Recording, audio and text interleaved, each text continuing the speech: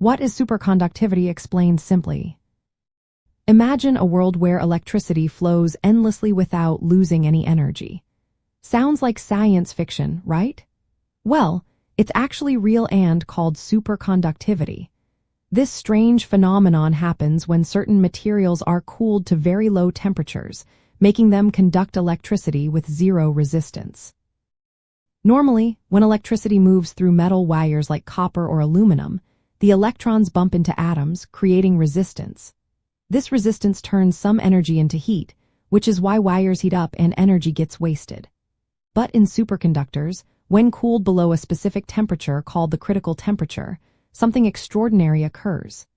Electrons team up into pairs, known as Cooper pairs, and these pairs glide through the material without any friction. Because of this, an electric current can keep flowing forever without any loss of energy. The first discovery of superconductivity was in 1911 by Dutch physicist Heike Kamerlingh-Onnes. He cooled mercury to nearly absolute zero, which is minus 273.15 degrees Celsius, and watched its resistance suddenly vanish. It was a huge surprise and opened up a new field of physics. Superconductors also have a fascinating property called the Meissner effect. When you cool a superconductor below its critical temperature and place it in a magnetic field, it doesn't just let the magnetic field pass through like normal metals. Instead, it pushes the magnetic field out, creating a perfect expulsion. This causes magnets to levitate above superconductors, making it look like magic.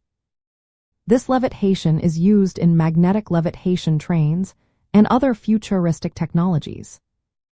The reason superconductivity works involves quantum mechanics, which explains how electrons behave at tiny scales.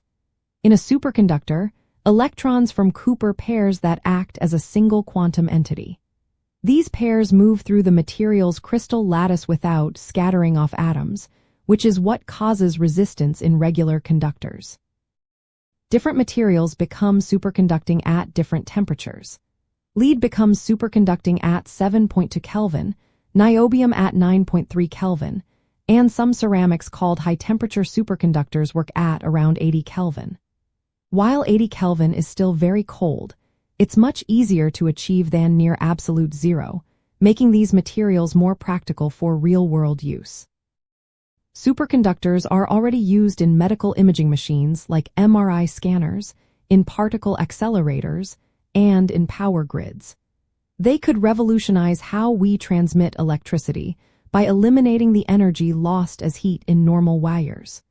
Imagine electricity traveling across continents without any waste. The main challenge is that keeping superconductors cold requires expensive and energy-consuming cooling systems. Scientists are actively searching for room temperature superconductors, which would work at normal everyday temperatures. If they succeed, it could change everything, from how we generate energy to how we build transportation systems. It's a fascinating area of science that combines physics, chemistry, and engineering, and it keeps pushing the boundaries of what's possible.